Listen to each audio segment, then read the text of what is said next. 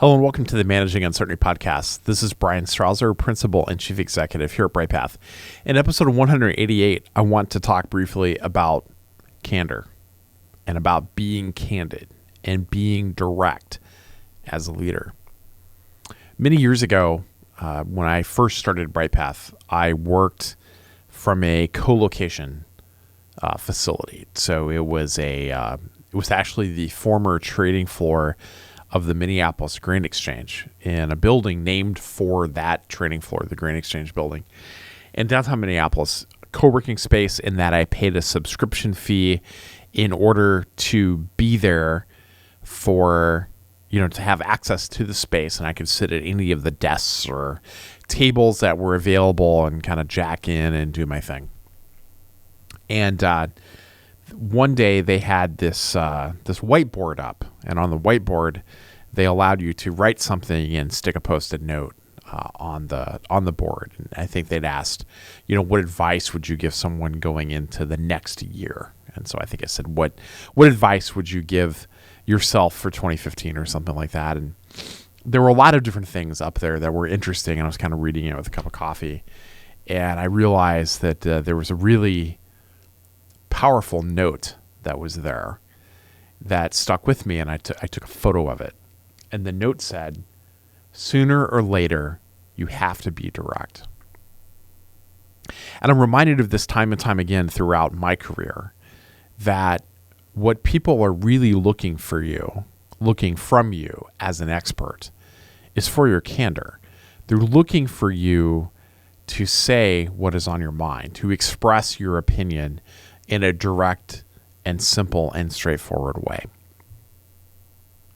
Many years ago, when I was interviewing for a position at my then employer, a promotion, I remember being asked about, managing someone's performance.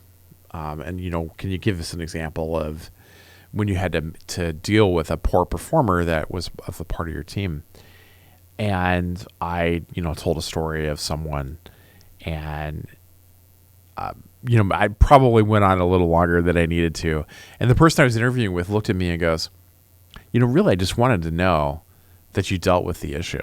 I wanted to know that you had the courage to deal with the problem, that you were able to guide them. And then when you realized that there wasn't any correcting of their performance, that you just dealt with the issue. Not that I needed the entire narrative. And so again, it was another reminder that sooner or later you have to be direct and you have to get to the point.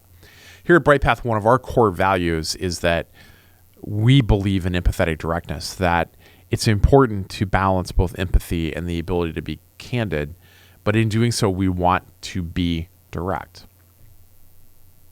When I was interviewing to lead the business continuity and crisis management function at my last employer before I started BrightPath, this is well over 15 years ago, my final interview was with the general counsel, and he asked a question that I remember vividly. I've talked about it before, I believe, even on this podcast. The question was, given what you know, Bryan, about our global expansion and our plans to expand further, how would you say we are positioned to address the risk that we're going to be faced with as we make these expansions?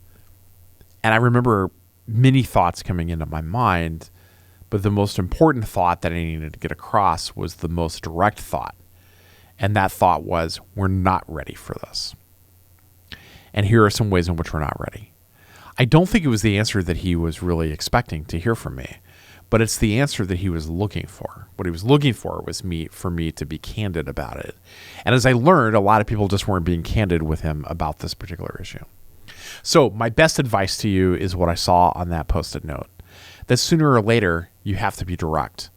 And that is the best way to gain credibility and maintain credibility as a leader. It is your entree to the next level in your organization. And it's one of the most important skills that you need to learn as an executive in your organization, as the leader of your resilience function. That's it for this edition of the Managing Uncertainty Podcast. I'll be back next week with another new episode. Be well.